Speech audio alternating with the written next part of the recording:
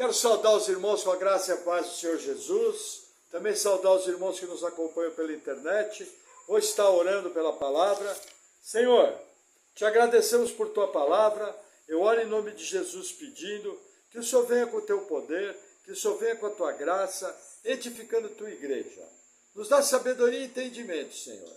Amém.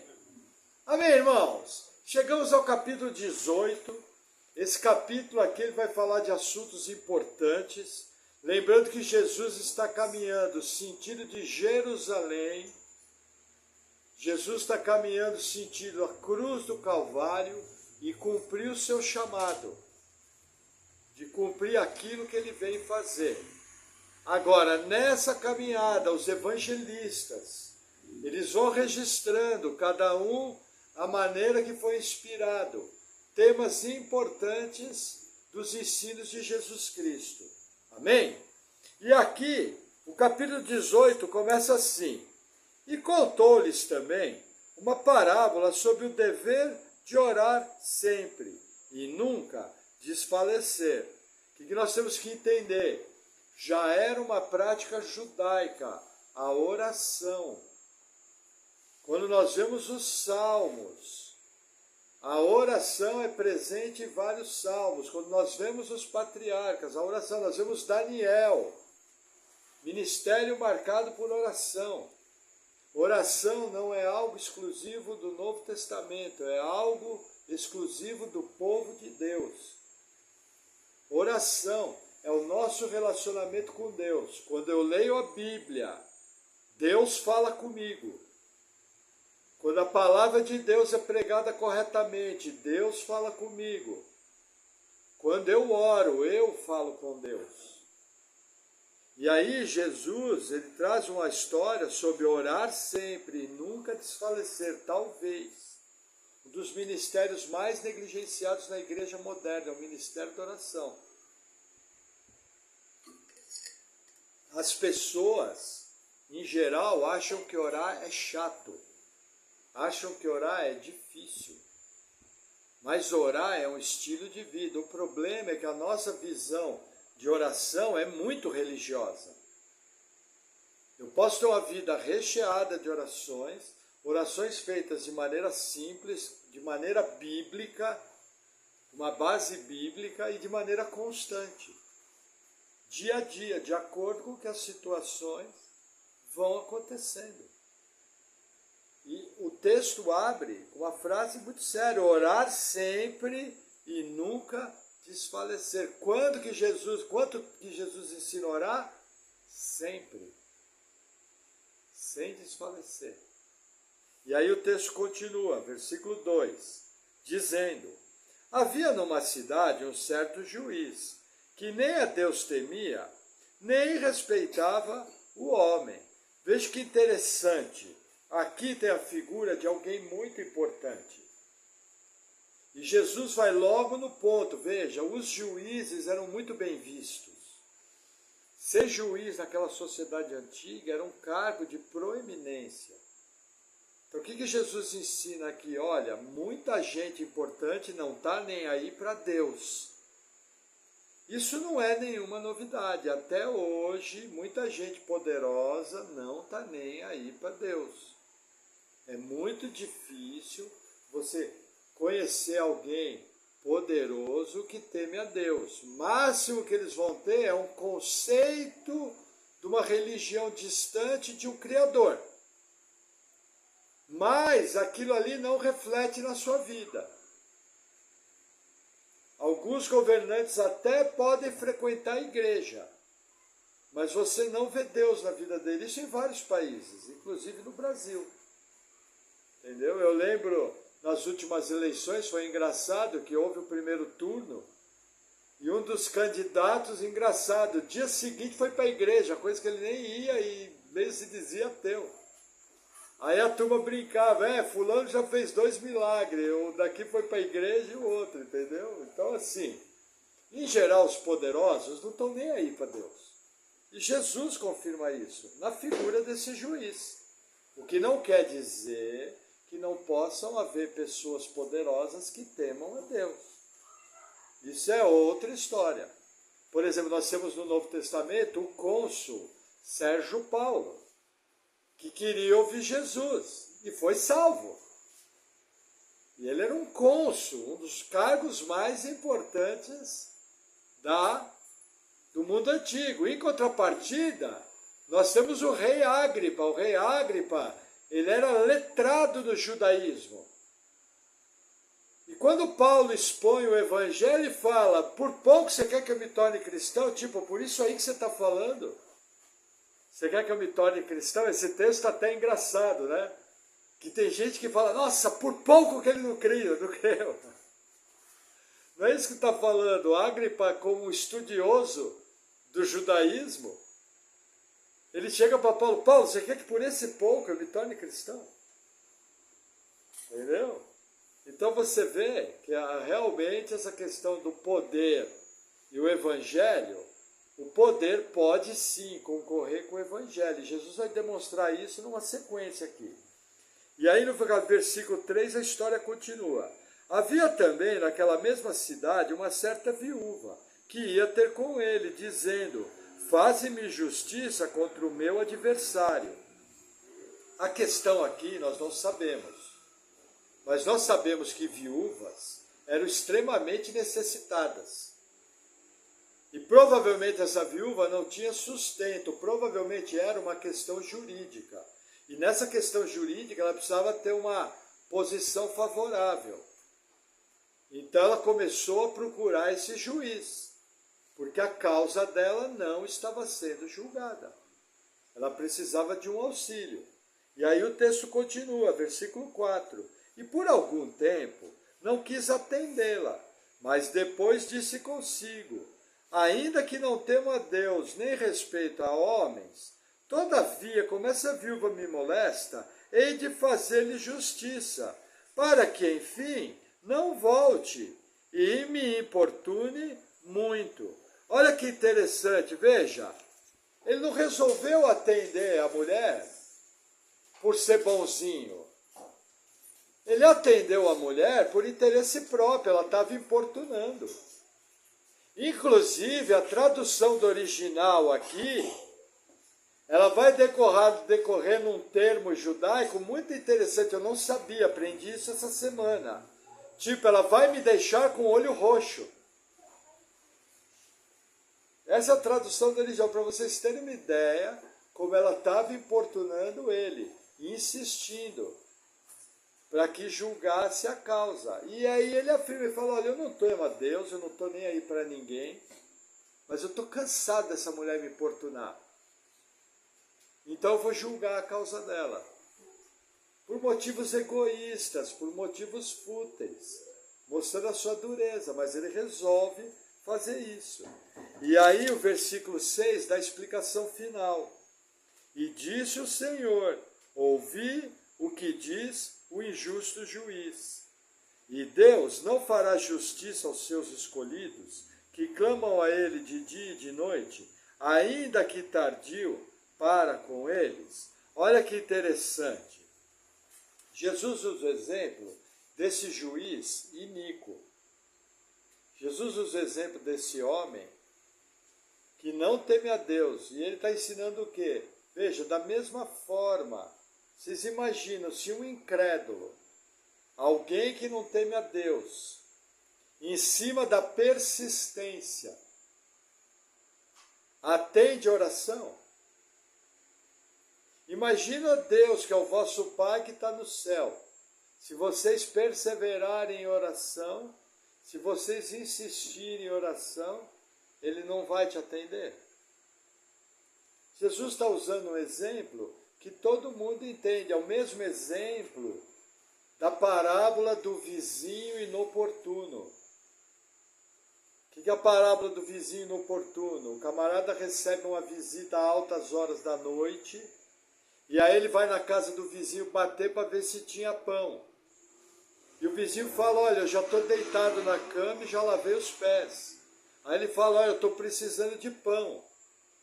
E como era costume naquelas regiões, se alguém dentro da vila deixasse de ser hospitaleiro, envergonhava toda a vila.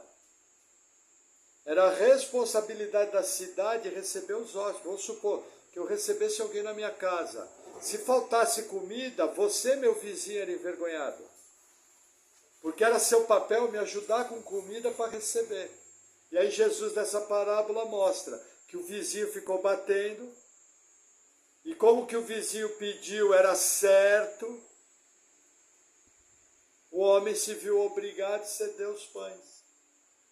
Mas as duas parábolas estão falando do quê? Da necessidade de insistir em oração. E aí a parábola vai desaguar num dos versículos, meu modo de ver, mais pesados e mais reais hoje em dia. Da igreja, vou falar do que eu sei, da igreja brasileira. Versículo 8. Digo-vos que, depressa lhes fará justiça. Quando, porém, vier o Filho do Homem, porventura achará fé na terra? Olha que interessante, irmãos. O que ele fala? Olha, vocês pedindo ao Pai, Ele vai atender. Com certeza, esse atender dele vai ser um atender de acordo com a justiça divina. O que Jesus está ensinando aqui? Senhor, eu quero uma Ferrari. Não, para você eu não tenho Ferrari. Para você eu tenho um vale transporte. E um salário para você pagar suas contas. Segundo a justiça de Deus. Senhor, eu estou precisando arrumar um emprego perto de casa porque está muito longe. Só podia arrumar um empreguinho aqui perto para mim. Não, para você eu vou te arrumar um emprego bom numa empresa que dá carro, paga gasolina e o carro fica com você final de semana, inclusive com quilometragem livre. O que é a justiça de Deus? A justiça de Deus é a sua vontade. O que Jesus está explicando? Que ao orar insistentemente, a justiça, que nada mais é que a vontade de Deus, vai se cumprir. Qual é o grande problema da igreja? Querem ensinar para a igreja que qualquer coisa que eu pedir no nome de Jesus, tirando o texto fora do contexto, que qualquer coisa que eu pedir, Deus vai me dar. Aí começa aquela maravilha, né? Casa na praia, roupa boa, carro bom. Aí Jesus vira um enorme shopping center, que é o que mais se vende por aí. E ainda se você não recebe, vem o seguinte ensino, você não recebeu porque você não teve fé. Você não foi um sujeito enfesado. Percebe o problema? Ainda joga culpa para você. Por exemplo, eu lembro que aconteceu numa cruzada numa grande igreja neopentecostal, que é considerada por muitos como seita cristã, num grande estádio de São Paulo. E aí chamou as pessoas para jogar o óculos na frente, para dizer que ia ser curado. E aí, um monte de gente disse que foi curado. Eu não tenho como atestar. Eu não estava lá, não conhecia as pessoas, também não vou limitar o poder de Deus. Mas aí a pessoa que dirigia essa igreja usava óculos, e aí o repórter perguntou, vocês realizaram cura? Sim, realizamos. E por que você não foi curado? Ele de óculos. E ele mesmo respondeu, porque eu não tive fé que nem eles outros tiveram. Irmãos, se Deus dependesse da nossa fé para realizar coisas, Deus estava vendido. Deus depende da sua soberania. A única fé que nós temos que ter é que Jesus Cristo é o Messias. Ele é o Todo-Poderoso. E a sua boa, perfeita e agradável vontade sempre se cumpre. Essa é a única fé que eu tenho que ter. E se for a vontade dele, ele é o meu Pai, ele cuida de mim, eu tenho aliança com ele e ele vai fazer a sua boa vontade. Essa é a única fé que eu tenho que ter. Na figura do Salvador e no poder dele, nas promessas da sua palavra.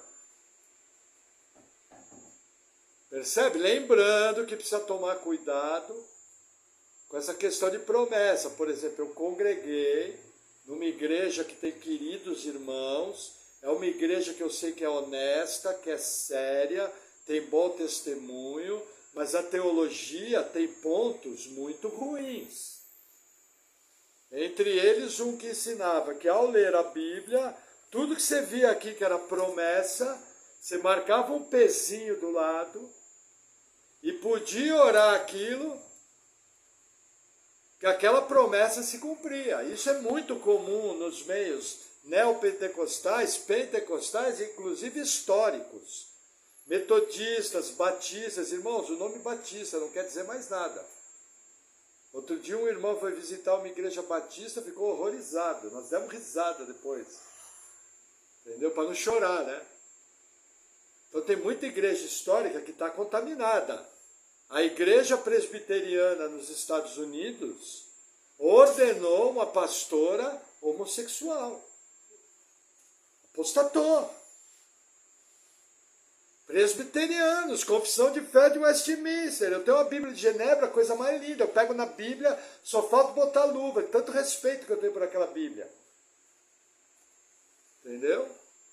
Apostatou. Agora veja, existem igrejas sérias que podem se desviar. Existe muita gente séria que pode se enganar. Um dos ensinos é esse. Como que eu vou pegar uma promessa do Antigo Testamento e sem fundamento no Novo, querer aplicar ela?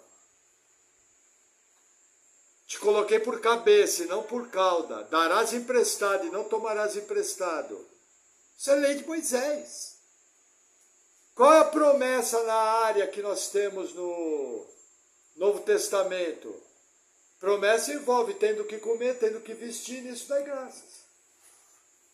Parece algo como te coloquei por cabeça, darás emprestado, tem só o que comer e só o que vestir? Alguém que tem só o que comer, só o que vestir, tem como ficar dando emprestado? Percebe? Paulo foi assim, Paulo até fome passou. Entendeu? Pedro estava morando de favor na casa do curtidor em Jope. Acho que era Simão o nome do camarada. Estava morando de favor. Simples assim. Para Paulo viajar, tinha que vir oferta da igreja. Quando não tinha oferta, ele tinha que trabalhar para pagar a viagem. Entendeu? Então, cuidado com essa história de promessa. No Novo Testamento não tem muitas coisas. As promessas do Novo Testamento é de salvação, vida espiritual, paz interior. Mas não, deixa eu falar uma coisa para você, não tem problema. Quer orar pela sua casa? Ore. Quer orar pelo seu marido? Ore. Quer orar por sua esposa? Ore. Não há problema, você é livre para orar pelo que você quiser. Mas tem que compreender que a resposta de Deus vai ser a sua justiça, que é igual à sua vontade. Deus não é obrigado a atender a sua vontade. A vontade soberana de Deus sempre vai se cumprir. Nós podemos até compreender que existe a vontade de decretos, que aquilo é a vontade absoluta de Deus, e existem coisas que Deus autoriza, que alguns gostam de dizer permite. O Deus que eu creio não permite, ele autoriza, fala não, seja assim. Porque permitir parece assim, ai, né, não tem o que fazer. Puxa, a irmã Paula, não tem o que fazer, então permito, vai. Não, Deus é um Deus de decreto, ele autoriza, segundo sua boa vontade. Então não adianta espernear, cuidado com o que você vai orar. Tem gente fazendo bico, nossa, eu estou orando há 10 anos por tal coisa e nunca aconteceu, é porque não é a vontade de Deus. Existe uma outra doutrina bíblica, junto com a soberania, que é a doutrina da providência. Quando é a vontade de Deus, ele vai cumprir tudo. Ele vai alinhar as coisas vão acontecer. No tempo certo, vai dar certo. Amém? Ok? Aí vamos à segunda parte do versículo 8. Quando, porém, vier o Filho do Homem, porventura achará fé na terra? Olha que interessante, isso aqui é uma passagem super interessante. Por quê? Primeiro, o que Jesus está querendo falar? Ele está ensinando para a sua igreja que o ministério de oração é até a sua volta. Ministério de oração da igreja já tem 2000 anos. Quando vai acabar o ministério de oração da igreja? Quando Jesus voltar. Mesmo assim, depois dele voltar, nós ainda vamos fazer ações de graças, que é uma espécie de oração. Agora, essa passagem sozinha, ela carece de mais informações. O evangelista Mateus, o apóstolo Mateus, nos trouxe essas informações. Vamos abrir Mateus capítulo 24.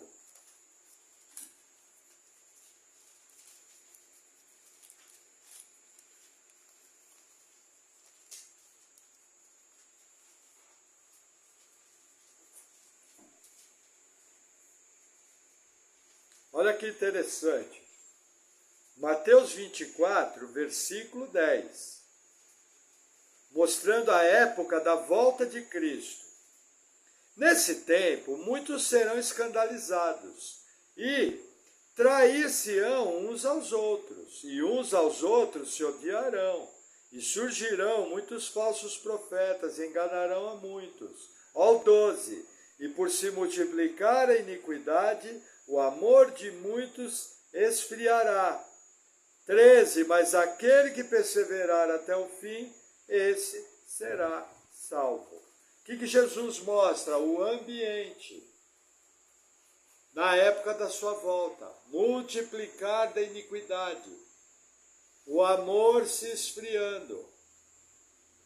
Só que em contraponto desse, Jesus traz uma das marcas principais do verdadeiro cristão. A grande marca do verdadeiro cristão, ele vai perseverar até o fim. Alguns irmãos, de maneira inadvertida, às vezes até por uma má teologia, fazendo isso até com boa intenção, eles dizem que para ser salvo, eu tenho que perseverar até o fim. Irmãos, isso não é heresia, mas é um ensino problemático. Porque eu tiro a confiança da salvação no braço forte de Cristo, entendeu? E coloco a confiança da salvação no braço fraco da carne. Por exemplo, vou falar por mim. Se dependesse de mim permanecer até o fim, eu ia para o inferno. Porque eu sei o quanto eu sou corrompido sem Cristo. Eu ia dar um jeito de perder a salvação e ir para o inferno. E tem muita gente que frequenta a igreja que eu conheço que ia fazer a mesma coisa. Então eu prefiro confiar em quem me salvou. Então a marca do salvo é perseverar até o fim. Entendeu? Não pode inverter as coisas. Outra questão importante do perseverar até o fim. Você é filho de Deus por quê? Vou responder. Porque você foi adotado. Correto? Nós somos adotados. Aí eu pergunto, Deus é um tipo de pai que joga filho adotivo fora? Esse é o caráter do Deus que você serve? Que ele adota você e no primeiro erro ele joga você fora? Sendo que eu erro diariamente? Vocês acham que o Deus que abriu mão da forma que ele tinha como Deus, veio como criancinha, pagou um preço terrível? Veja, Jesus falou, se possível, afasta de mim esse cálice. Ele não estava com medo dos cravos. O pavor de Jesus é que naquele momento na cruz do Calvário havia sido quebrada a comunhão dele com o Pai. Porque todo o pecado da humanidade estaria sobre ele.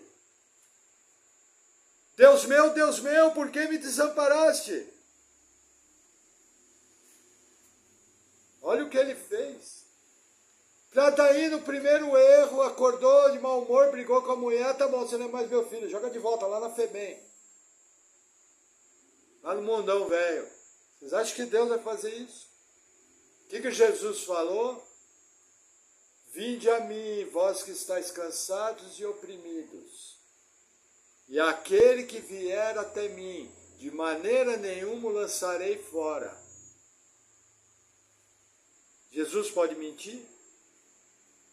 Se ele fala que não... Aí a pessoa fala, pastor, mas o diabo pode lançar fora. Aí eu pergunto, olha, na minha Bíblia não tem escrito o diabo pode lançar fora. Na minha Bíblia está escrito só, aquele que vier até mim de maneira nenhuma. Isso aí quem está falando é você, por sua conta e risco. Se quer acreditar nisso aí, você acredita. Eu não, eu acredito na Bíblia. Inclusive a Bíblia fala que quem adicionar alguma coisa, seja anátema, seja maldito. E dizer que o diabo pode tirar alguém do braço forte de Cristo é adicionar coisa, porque não tem nenhuma passagem que fala isso. Você pode dizer até que o diabo pode chamar para cirandar, pode devorar alguém, pode trazer prejuízo. Isso tem na Bíblia. Mas percebe o cuidado? Então Jesus nos mostra o que ele está querendo dizer aqui. Amém? Sabedores que o ministério de oração da igreja vai durar até a volta de Cristo, o que eu, como filho que amo o Senhor, tenho que fazer? Orar conforme a Bíblia ensina. Aí eu separei alguns versículos importantes do Novo Testamento, para nós centralizarmos, balizarmos o nosso ministério pessoal de oração. Amém? Então vamos abrir primeiro o texto, Atos dos Apóstolos, capítulo 2.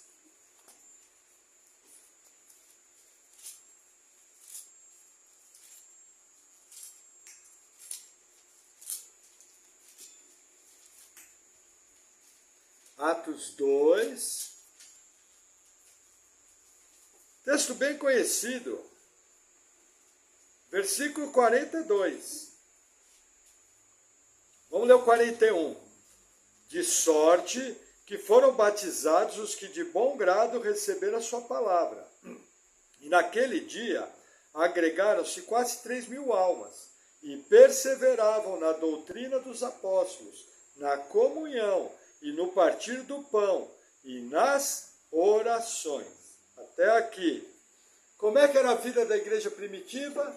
A vida da igreja primitiva era congregar e orar, orar e congregar. Pastor, o que é comunhão? Comunhão não é comer churrasco na casa do irmão. Mas se for, chame o seu pastor. Isso é churrasco na casa do irmão. Comer pizza na casa do irmão não é comunhão, é comer pizza. É tomar café. Comunhão bíblica é baseada na palavra, culto, reunião da igreja, discipulado, evangelismo. E o partir do pão aqui é a ceia. A ceia é feita onde? Na igreja. E o principal, nas orações. Isso na prática quer dizer o seguinte, que todo cristão que não está no projeto de frequentar de maneira assídua uma igreja, de aprender a doutrina dos apóstolos, de ter um ministério de oração, ele está fora do projeto neotestamentário. Ele está fora do ensino de Jesus. Em que eles perseveravam? Doutrina dos apóstolos, é o ensino que nós estamos fazendo aqui. Aonde que eu aprendo a doutrina dos apóstolos? Pregação expositiva bíblica. Comunhão é feita nessas reuniões. Partir do pão é feito na igreja, a ceia. E orações é feito de maneira individual e corporativa. Sem essas coisas eu estou fora do projeto do Novo Testamento sem igreja. Nossa, pastor, nunca me falaram isso. Falaram de barco, falaram de apartamento, duplex, falaram de roupa boa, férias, até eu quero, não tenho nenhum problema com dinheiro. Dinheiro é bom, pode comprar muitas coisas, mas dinheiro não traz comunhão com Cristo. Pode ajudar a plantar uma igreja. Está pronto para fazer como alguns irmãos que deram de oferta 1 milhão, 2 milhões, 10 milhões para plantação de igreja, para comprar um terreno, para comprar uma chácara? Outro dia eu fiquei sabendo de um irmão que foi salvo, aí na célula lá deles, um outro passou por problema de vista, ia ficar cego. Esse irmão, graças a Deus, tem posse, perguntou, qual é o problema? Ele falou, não está conseguindo a cirurgia, vai ficar cego. Ele falou, pode mandar fazer que eu pago. Quanto foi? 22 ou 25 mil. Pagou. Entendeu? Nosso recurso não é para comprar casa na praia, apartamento duplex. 2 Coríntios 9 fala que o nosso recurso é para investir na obra. Entendeu? Mas eu posso ter uma casa boa, eu posso, não tem problema nenhum, não é pecado. Amém? Vamos seguir mais um texto. Mais à frente, Romanos, capítulo 8, mais um aspecto da oração. Romanos 8. Um texto bem legal, 8:26.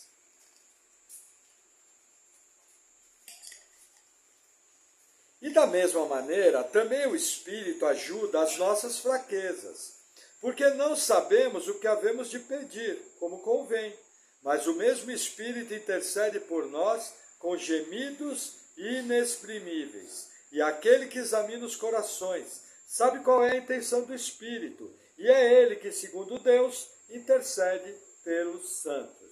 Irmãos, entenda, primeira coisa, isso aqui não é oração em línguas. É um absurdo colocar oração em línguas aqui. Oração em línguas, o que é? É uma capacitação do Espírito Santo da pessoa de maneira devocional falar numa língua que ela nunca aprendeu. E se tem interpretação, ela ganha status de profecia e tem que ser julgada. E não é para todos. E tem muito caos por aí por causa do uso errado desse carisma. Que podemos chamar de dons, não exatamente como era ali no Atos, não sei o quê, mas vamos genericamente, como gíria de crente, chamar de dom. Entendeu? O pessoal encaixa isso aqui, fala que é oração em línguas, é um absurdo. O que está falando aqui? Que nós não sabemos como orar. E quando eu oro, o Espírito Santo intercede junto ao Pai, junto de Jesus Cristo, que sonda os corações. Está sentado à direita de Deus Pai Todo-Poderoso. Também intercede por nós.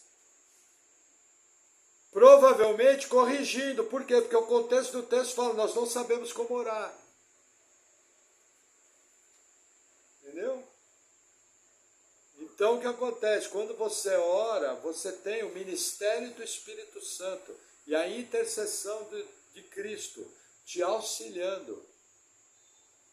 E deixa eu colocar um fato importante. Muitas vezes vai estar no teu dia a dia. Pode acontecer a seguinte situação, começa a vir a figura de um irmão ou de uma irmã na cabeça, um parente. Vem, aí vem uma intranquilidade. Pode orar pela pessoa, você vai ver que assim que você acabar de orar, sai o encargo. Muitas vezes você nem vai saber o que aconteceu, mas pode ser um livramento na vida da pessoa. Deus coloca os encargos. Você está lá com o seu colega de trabalho, vê uma situação difícil, de repente vem um peso. Uma comiseração, um encargo. De repente você está na sua casa e vai orar pelo almoço. Aí você lembra que tem irmão que está passando fome na África. Aí Deus coloca o encargo, ora pela igreja na África. Entenderam? Esteja sensível a essas direções. Nossa, o pastor agora virou pentecostal? Não. Virei bíblico. Por que só os pentecostais podem ter sensibilidade de orar? Tem muita gente que é pentecostal e tem o encargo do ministério de oração. E ama o Senhor como nós e vai para o mesmo céu. Se nasceu de novo, é selado com o Espírito Santo, alguém ousaria dizer que não é salvo? É encrenca, irmãos. Não, mas o nosso modelo teológico é cuidado. Mas ele não fala como nós. Nós guardamos a sã doutrina. Cuidado. Nasceu de novo, é salvo. Ah, mas eles não sabem muita coisa. Vai ler sobre a igreja primitiva. Vai ver quanta ignorância bíblica lá. Ah, mas eles acham que para ser salvo precisa fazer coisas. Vai ler de Daqueu, coisa de herói da fé, que dava a entender que você tinha que fazer coisas para ser salvo. Cuidado. Cuidado. Amém? Então ore. E aproveita a hora pelas igrejas pentecostais, para que Deus dê ensino, que dê bons mestres, bons instrutores, e que eles possam crescer na graça e no conhecimento do Senhor. Amém? Amém? Amém. Amém. Glória a Deus, são nossos irmãos. Efésios 6, vamos lá.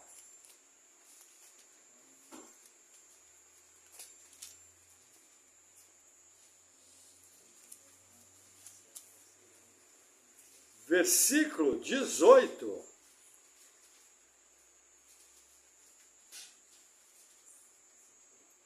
Orando em todo tempo, com toda oração e súplica no Espírito, e vigiando nisso, com toda perseverança e súplica por todos os santos. Esse versículo faz parte do ministério de batalha espiritual da igreja. Nossa, pastor, horrorizei. Você primeiro falou de pentecostalismo e agora você está falando de batalha espiritual? É exatamente isso. Isso aqui é guerra espiritual. E no dia mal, permanecer firmes. Aí você toma todas as ferramentas da fé como verdades da sua vida. E uma delas é a oração no Espírito. Olha na sua Bíblia que Espírito está com E maiúsculo. Por que é importante isso? Porque muitas igrejas pentecostais cometem o erro de dizer que oração do Espírito aqui também é oração em línguas. Nada a ver, não tem o mínimo sentido no texto. Entendeu? Cuidado. O que é orar no Espírito? É o que tem a ver com Romanos 26, do poder do Espírito. E o tradutor traduziu correto, E maiúsculo, é o contexto do texto. Se fosse espírito humano, seria E minúsculo. Não é. Agora, qual é o foco aqui? Você já aprendeu um erro teológico grave. O foco é, a oração é com perseverança e súplica por todos os santos. Qual foi a última vez que você orou pelos irmãos da sua igreja? São perguntas que eu tenho que responder. E depois que eu responder isso, eu tenho que explicar para Deus. Por que eu não estou orando? Aí vai dar o que fazer. Porque eu não conheço, ó, irmãos, 27 anos que eu ando com o Senhor. Eu não conheço nenhuma desculpa bíblica para me desobedecer uma ordem da palavra. Não consigo encontrar. Nossa, o pastor é espiritual, irmãos.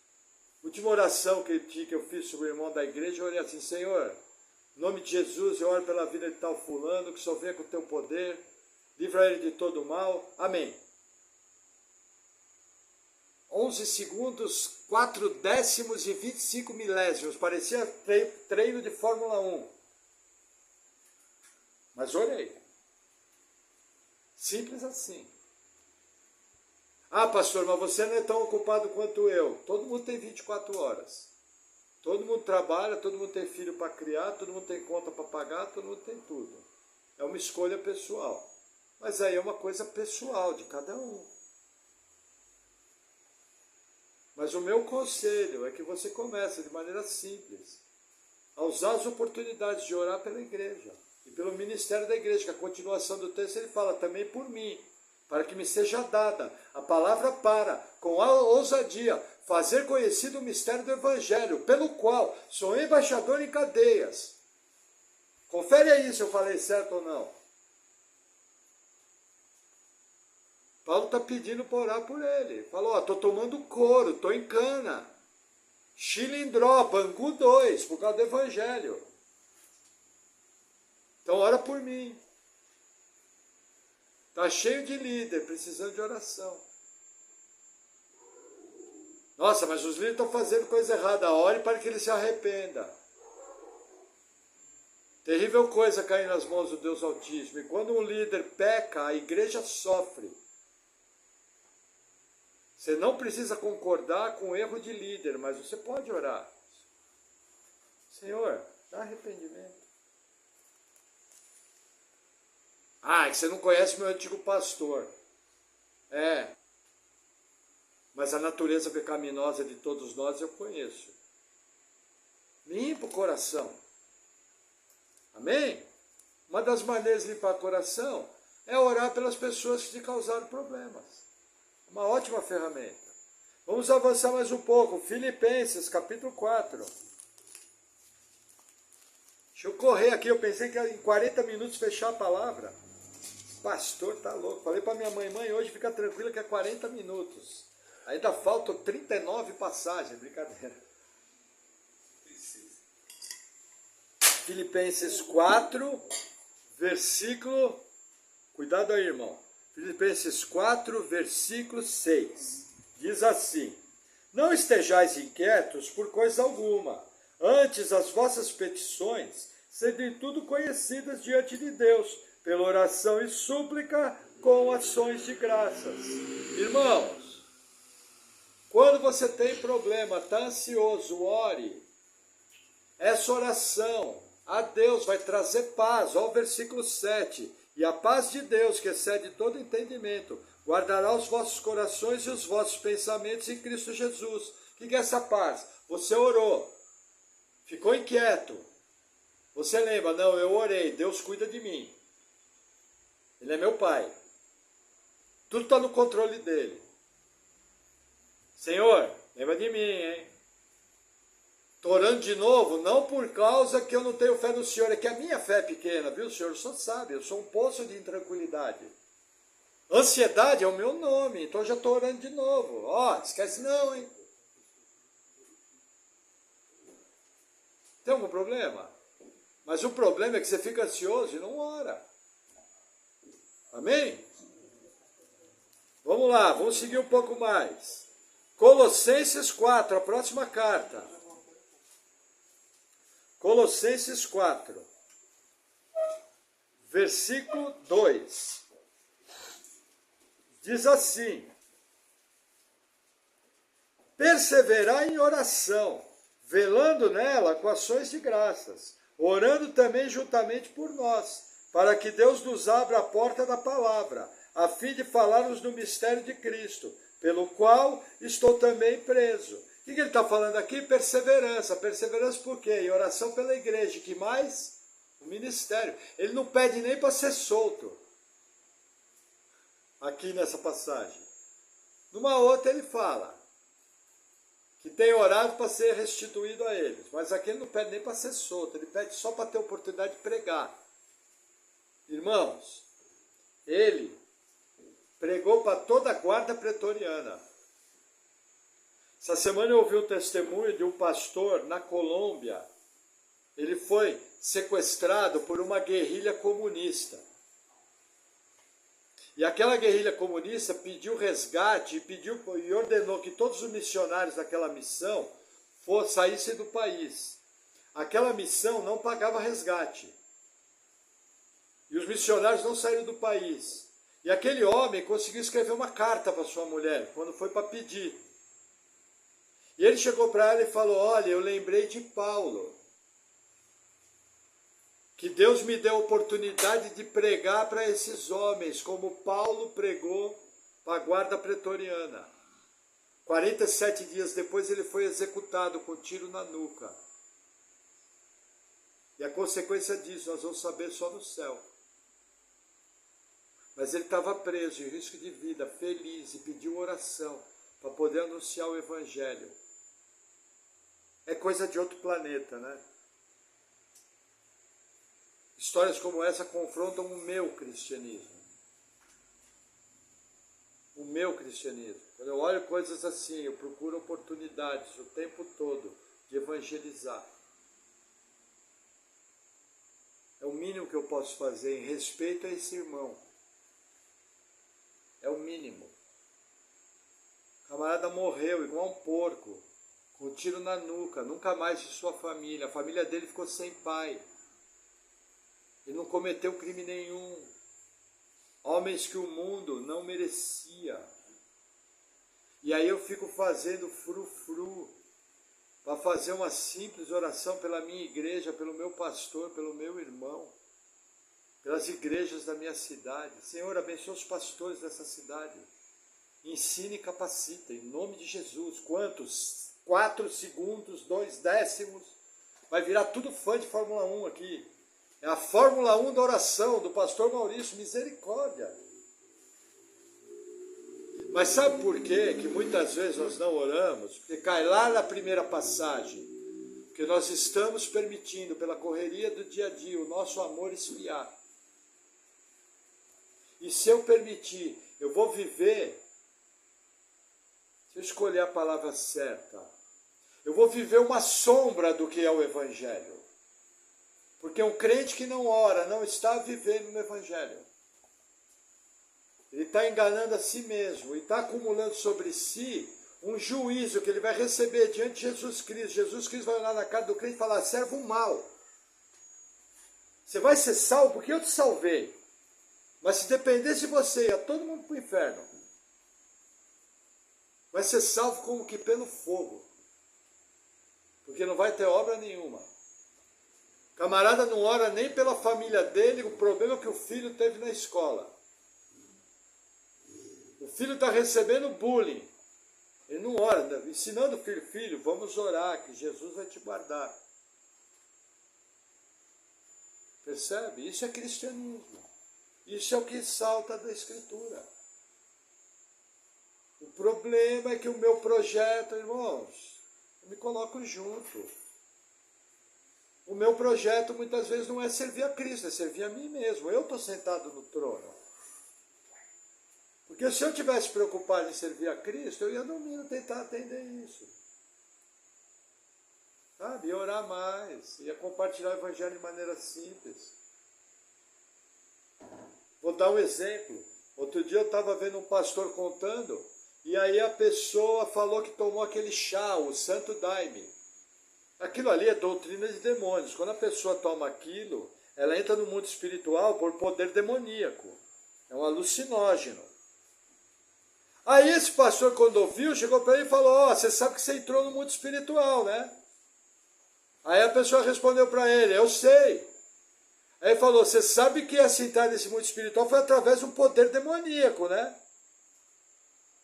Aí a pessoa falou: não, eu sei. Só que eu, fiquei morto por umas 3 horas, vi toda a minha vida, e a hora que eu acordei, eu vi que eu não podia mais fumar crack, nem nada, nunca mais fumei crack. Aí esse pastor chegou pro cara e falou, mas isso aí foi a bondade de Deus. Deus, na sua soberania, te livrou. Agora o que você deveria fazer? Você deveria fazer o que a Bíblia fala, que é só entrar no mundo espiritual pelo poder do Espírito Santo, crendo em Cristo. E aí o cara olhou para esse pastor e falou, não, mas eu conheço o Evangelho. Esse pastor continuou evangelizando. Chegou e falou: você sabe que você é um pecador? E que Jesus morreu para que tivéssemos vida eterna? Ele falou: eu sei. Minha esposa vai para a igreja. Ele falou: pô, o que você está esperando para ir para a igreja e se entregar para Cristo? Aí ele olhou para esse pastor e falou: é verdade, não é preciso ir para a igreja. Quanto tempo durou essa conversa? 3 minutos. Olha a quantidade de informação que esse querido irmão compartilhou na oportunidade que teve. Simples. Ah, como é que ele fez isso? Ele fez isso porque ele é cheio do Espírito Santo.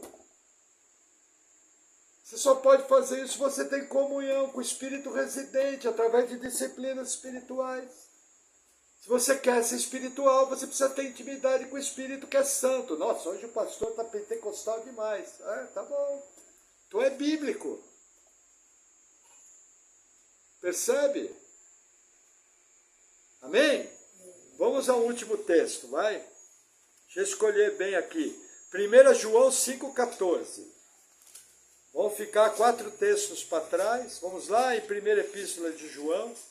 que esse aqui é importante e não posso ficar sem falar. O bom é que ele é autoexplicativo.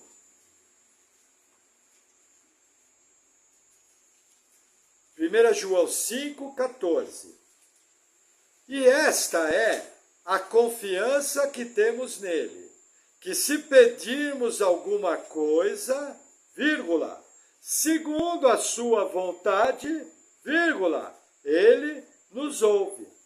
E se sabemos que nos ouve em tudo que pedimos, sabemos que alcançamos as petições que lhe fizemos. Até aqui.